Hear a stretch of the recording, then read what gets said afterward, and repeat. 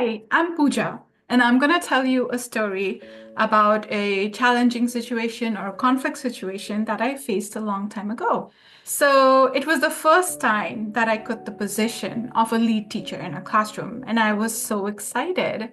But when I went into the classroom, I realized that a lot of people, including my teacher assistant, were very passive aggressive towards me. To my dismay, I realized that the teacher assistant used to be the lead teacher in the classroom, and I had taken her position away.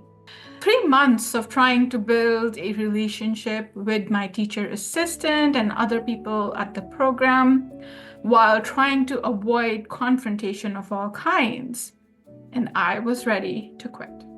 I broke down in front of my teacher assistant and a senior manager because I didn't know how to make this work. I know I was vulnerable, but through my tears also came out the sincerity of my intent to build a collaborative relationship. The senior manager made us dig deeper and go through a conflict resolution process where we tried to find our why for why we were in the classroom, and we tried to explore the relationship from each other's perspective. Over time, as we worked through this conflict resolution process under my SAGE manager, we were able to build a strong co-teaching relationship. My co-teacher and I worked so well together, and our classroom thrived. We became one of the best teaching teams in our program. When I was training to become a positive intelligence or PQ coach with Coach Shirzard Chamine, this story that I related earlier came to mind. The concept of positive intelligence is based in neuroscience. In simple words, our brain is wired to respond negatively as a first response to protect ourselves. This worked well for us when we were children, but as we became adults, we began to overuse and abuse the same powers that kept us safe as children. When I think about the time I spent in that classroom, I realize now why the first 3 months as a lead teacher seemed like a complete failure. All the negative feelings that I felt were sabotaging my performance, my well-being, and my relationships. Saboteurs are the voices in our head that generate negative emotions as we handle life's everyday challenges. The biggest saboteur of them all is the judge saboteur. And the judge had me fooled into thinking that I needed to fight to survive, and it placed me in a negative mindset. I was afraid.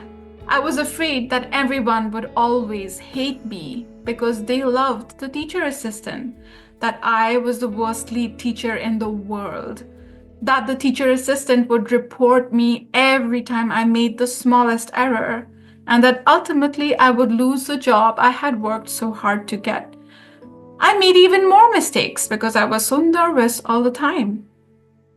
If I had only known about positive intelligence and realized that conflicts can be healthy, I would have approached my relationship with the co-teacher in a positive manner right from the start. Conflict is indeed an integral part of our lives and often has a negative connotation because when approached from a saboteur brain, conflict may cause us to play it safe and avoid confrontation. It may view conflict as something that erodes trust and cooperation. We may feel bitter and resentful. We may gossip, which leads to further mistrust. We judge ourselves and everyone around us, and we attack each other, play the blame game, and become defensive. Coach Shirzad encourages us to look upon conflict as healthy. Healthy conflict can be excellent for building trust, cooperation, and the growth of a team. So what does a healthy conflict look like? First, let's take a look at the anatomy of a conflict. When would you consider a particular situation to be a conflict? When two or more people take a position that's different from each other and they keep fighting for their positions because they are different from the other, and the resolution requires that one party compromises and gives up its position, or neither party gets what it wants. This leads to resentment, frustration, and an erosion of trust. So what's the sage approach to managing conflict? It means exploring the deeper underlying aspirations and needs that have led to each other's positions, exposing and removing the underlying fears in each person's position, and finding a new position that satisfies the underlying aspirations of both sides. Resolving a conflict the healthy way requires the folks involved to be in their sage brain. So let's look at how we can get into our sage brain. Let's look at PQ gym and PQ reps. Just like we keep our body fit by doing physical exercises, we can keep our mind fit by doing mental exercises, or as we say in the world of positive intelligence, PQ reps. A PQ rep is an exercise of the brain. By helping the brain to move away from external stimuli and focus into the body, it takes the brain away from overcrowded thoughts to laser-focused thinking, from anxious feelings to a feeling of empathy and feeling grounded. Here are 2 examples of PQ rep practices which we can repeat every day, multiple times a day to build our sage brain. Build your ability to shift from self-sabotage to self-mastery with a 5 to 15-minute guided session using the QR code on your screen. Now let me demonstrate what this process looks like. I'm going to go back in time and talk to my younger self. I'm going to discuss some strategies for healthy conflict resolution based on what I know now.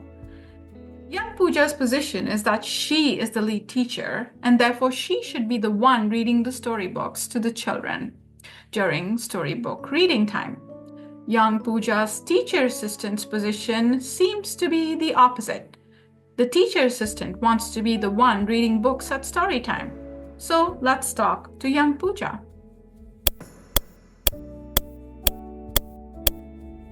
Hi, young Pooja.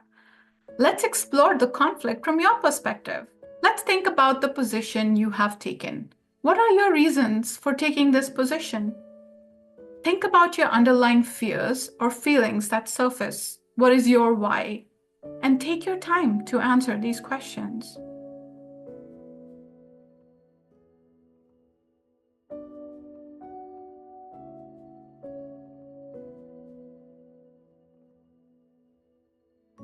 Now let's put on our empathy glasses and explore the teacher assistant's perspective. Try to tune into the teacher assistant. What could be her why? Why does she want to read to the children?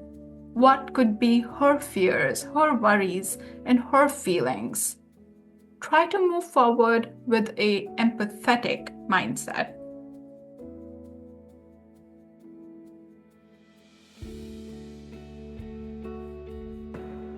Having understood your and her reasons, fears, and feelings, let's put on our brainstorming hat. Do you think there's a third solution to this problem that could satisfy the deeper why and aspirations of you and the teacher assistant? Let's think of multiple solutions without judgment. Let's brainstorm solutions that could work. This is wonderful. You've come up with several solutions. Now it's time to decide which one might work and make commitments for how to proceed. What will be your action steps towards making this work? Break down the action into multiple smaller steps and plan when you will take the first step.